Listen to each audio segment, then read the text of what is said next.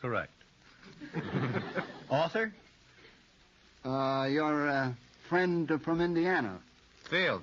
No, Eugene Field. Right? Yeah, Eugene Field. My friend from Chicago. and other places. I beg your pardon. A bowl. Mr. Connolly? 3 Wise Men of Gotham. That's right. Any more? You know how it goes after that? I'm just asking. I think so. They went to sea in it. I haven't got any transatlantic reports. Well, I think that's probably censored now. Miss or Mrs. Ruth Match, as the case may be, from San Bernardino, California, says that each of these men directed a film with a one-word title that suggests strong feeling. Name the film. For example, Eric von Stroheim directed... Greed. Greed.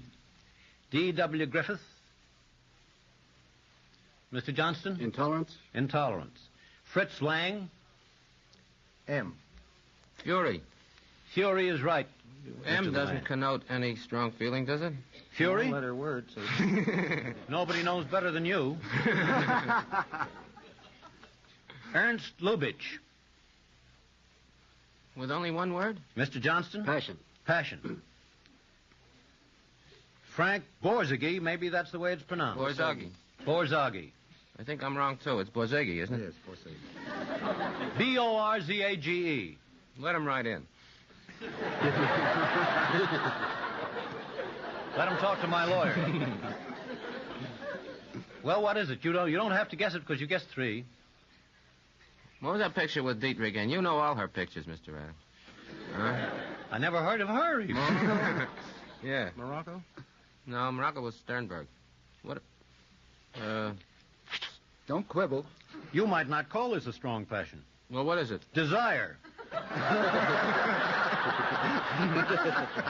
was a trap.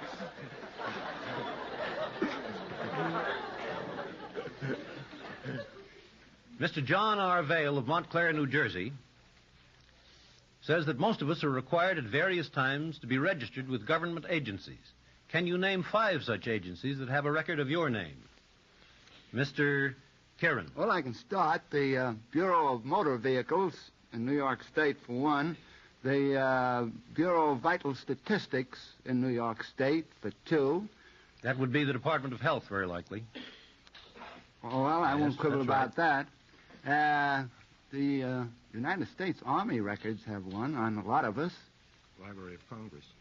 And the City Directory has a record of us. And the United States... That is the government agency. United States Census has a record of us. That probably comes under the head of the Bureau of Agriculture in our case. That's true.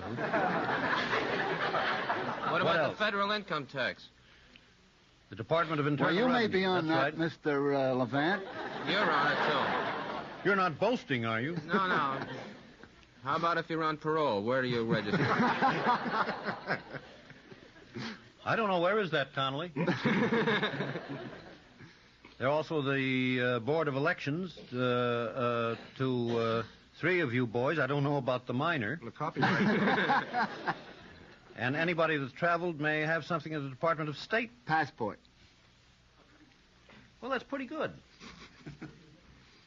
I don't understand how we don't lose any dough up there.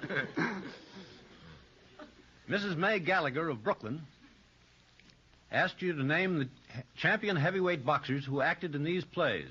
You have to get 2 out of 3, and if you don't get 3 out of 3, I'm angry. Gentleman Jack.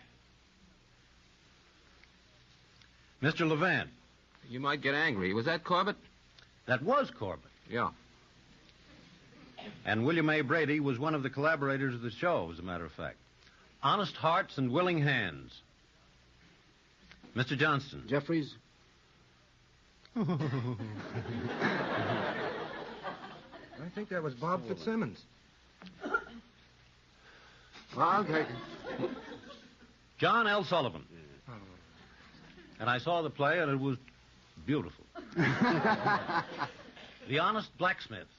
That was Fitzsimmons. That was Fitzsimmons. Yeah. The freckle-faced Cornishman. He played the lead. And the cowboy and the lady. The Anvil Chorus. Are you angry? Mr. Julius Landown of Brooklyn asks you to complete the following. This is the first part of a couplet. Thus grief still treads upon the heels of pleasure.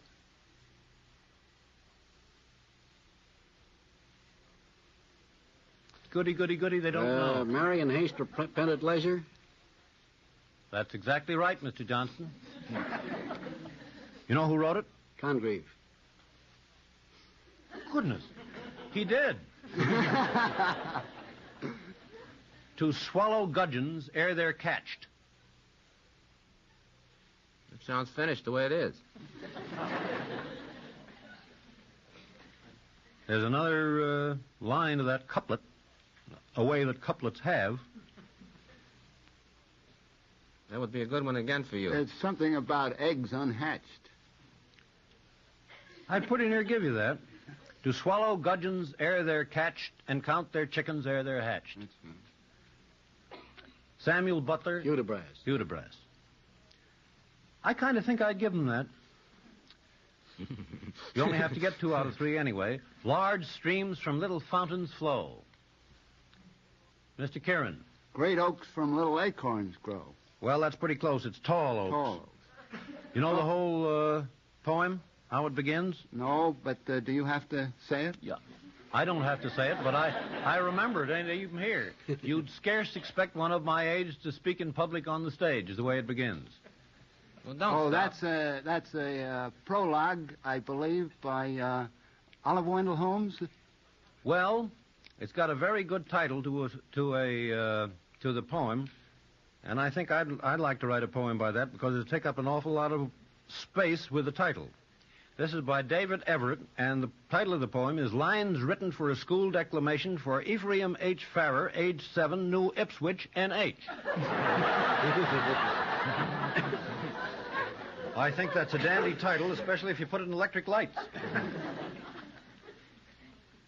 Mr. Carl D. Blows of Birdsboro, Pennsylvania, asks what the following pairs of people have in common. Benjamin Franklin and Mr. Dick and David Copperfield. Mr. Connolly. They were both historians. Well, maybe they were, but I don't know that. What do you think, Mr. Johnson? Both kite flyers. They were both kite flyers. Dick Whittington and the Marquis of Carabas. Mr. Kieran was up first. They both grew prosperous through association with cats. That's right. And where did Carabas get his... From Puss in Boots. That's right. That's 2 out of 3. You want to get this push over, Mr. Connolly? By all means. Jack and Jill and the King of France. I won't take no for an answer. Well, Mr. K. Why, they marched up a hill. Each went up a hill. That's right, 2 hills.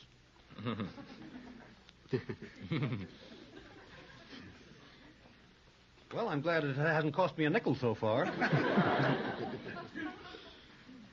Mrs. Irving S. Underhill in Buffalo wants to know in what famous paintings do these objects appear.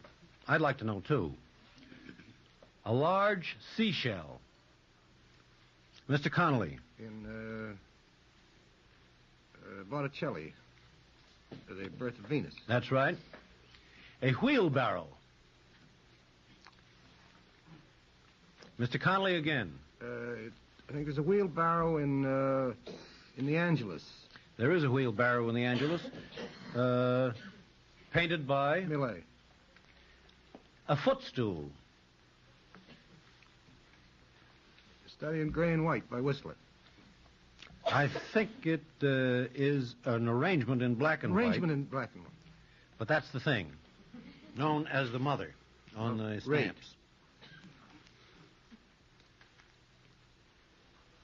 Mr. Louis Berman of Buffalo asks this, and here goes the money.